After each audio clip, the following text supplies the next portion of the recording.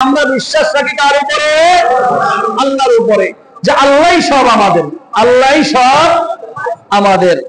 যদি এই বিশ্বাসে বিশ্বাসী হতে পারো, তাহলে বেলাল রাদিয়াল্লাহু তাআলা আনহু, আল্লাহ রাসূল সাল্লাল্লাহু আলাইহি ওয়াসাল্লাম মেরাজের মধ্যে গিয়েছেন, যাওয়ার পরে বেলাল রাদিয়াল্লাহু তাআলা আনহু হাঁটলে যে একটা আওয়াজ হয়, আল্লাহ রাসূল সাল্লাল্লাহু আলাইহি ওয়াসাল্লাম বলতেছেন যে মেরাজ থেকে আয়েশা, বেলাল তুমি এমন কি আমল করো অথচ তোমার আওয়াজটা আমি মেরাজের মধ্যে গিয়া পাইলাম। বেলাল বলে, ইয়া রাসূলুল্লাহ, আমি তো হাফসি গোলাম, এমনি তো কালো কুৎসিত, আবার অনেক সময় মদিনার মানুষেরা, মদিনার মা যারা আছে, এরা এদের সন্তানদেরকে আমার কথা বলে ঘুম পাড়ায়।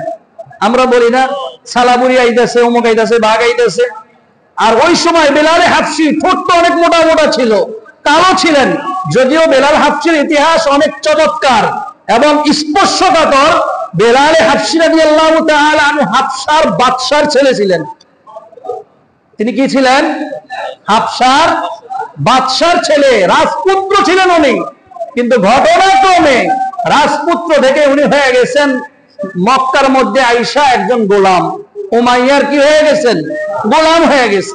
পরবর্তীতে আবু বকর সিদ্দিক রাদিয়াল্লাহু তাআলা আনহু ওনাকে ক্রয় করলেন, ইসলাম ধর্ম গ্রহণ করেছেন। গোলামদের মধ্যে সর্বপ্রথম বেলাল হাফসি রাদিয়াল্লাহু তাআলা আনহু ওনাকে আজাদ করলেন। আজাদ করার পরে আল্লাহ রাসূল সাল্লাল্লাহু আলাইহি ওয়াসাল্লাম মদিনায় গেলেন, হিজরত করলেন, সাথে বেলালও হিজরত করে মদিনায় গেলেন। আল্লাহ রাসূল সাল্লাল্লাহু আলাইহি ওয়াসাল্লাম যখন বললেন, বেলাল আমি তোমার পায়ের আওয়াজ মেরাজে গিয়ে আল্লাহ তাআলার আরশে আযীমের পাশে জান্নাতের মধ্যে আমি শুনতে পেলাম, তুমি কি আমল করো? বেলাল বলেন, ইয়া রাসূলুল্লাহ, আমি তো এমনি হাফসি গোলাম, আমার তো এমন কোনো আমল নাই যেটা আমি আপনার সামনে পেশ করতে পারি।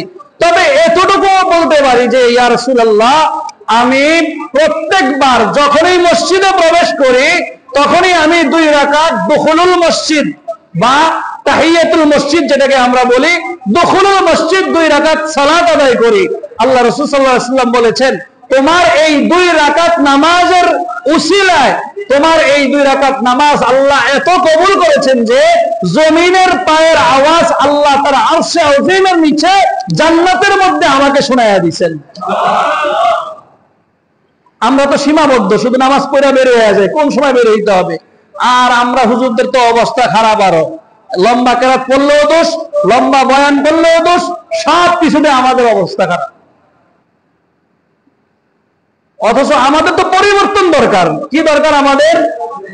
কথা বলেন না, দেখছেন কি দরকার আমাদের? বলেন না কি দরকার?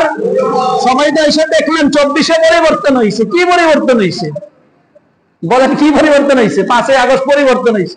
কি পরিবর্তন হয়েছে? আপনি পরিবর্তন হয়েছেন, আমি হয়েছি, কিচ্ছু হয় না আমাদের। 24-এর আগে আপনি দাড়ি ফেলতেন, এখন দাড়ি রেখে দিচ্ছেন। কি পরিবর্তন হলো আপনার? 24-এর আগে আপনি সুদ খাইতেন, এখন আপনি সুদ ছেড়ে দিচ্ছেন। কি পরিবর্তন হলো আপনার? 24-এর আগে আপনি কোরআনের আইন অনুযায়ী চলতেন না, এখন কি কোরআনের আইন অনুযায়ী চলেন? বলেন না, কথাগুলো বলেন। আমি কি মিথ্যা বলতেছি আপনাদের সামনে? এই যে কথাগুলো বলতেছি, এগুলো মিথ্যা কথা, মিথ্যা কথা বলতেছি আপনাদের সামনে। কি পরিবর্তন হলো আমাদের? আপনি কি মনে করেন দেশ পরিবর্তন হয়েছে মানে সব পরিবর্তন হয়ে গেছে? আপনি নিজের থেকে আগে শুরু করতে হবে, আপনাকে আগে পরিবর্তন করতে হবে, আপনার মনকে আগে আপনার প্রশ্ন করতে হবে যে আমি কতটুকু পরিবর্তন হয়েছি। এখন আমরা জুমার নামাজ পড়তে আসছি, চট্টগ্রাম থেকে কেউ আসছেন, এখানে সিলেট থেকে কেউ আসছেন, রাজশাহী থেকে কেউ আসছে, বরিশাল থেকে কেউ আসছে, রংপুর থেকে কেউ আসছে। কি কথা বলেন? আসছে কেউ? তো ফজরের সময় লোকগুলো কোথায় ছিল? ফজরের নামাজ আমাদের উপর ফরজ ছিল না? তো পরিবর্তন কোথায় হইলো? আমার আর আপনার পরিবর্তনটা কোন জায়গায় হয়েছে আমাদের একটু বুঝাই দেন। আল্লাহ তো আমাদেরকে শুধু এতটুকু বলে নাই যে বাইসা বাইসা শুধু জুমার নামাজটা পড়বা, বাইসা বাইসা শুধু রমজান মাসের রোজা রাখবা, বাইসা বাইসা শুধু বছরে একবার হজ করবা, বাইসা বাইসা শুধু বছরে একবার যাকাত দিবা, বাইসা বাইসা শুধু কোরবানির সময় বড় কোরবানি দিবা, বড়টা, এইটাই বাস যথেষ্ট। এরকম থুকু, এরকম জিনিস আল্লাহ আপনার কাছে কখনো চায় না। এরকম জিনিস আল্লাহ আপনার কাছে কখনো কামনা করে না। আল্লাহ রাব্বুল আলামিন আমার কাছে আপনার কাছে যেটা চান সেটা হলো আমার আর আপনার আমল সর্বদা করতে হবে, যদিও সেটা কম হয়, যদিও সেটা কি হয়, কিন্তু সর্বদা করা লাগবে, সর্বদা করা লাগবে। পরিবর্তন আনা লাগবে আমার আপনার ভিতরে। আমার আপনার ভিতরে কি আনা লাগবে?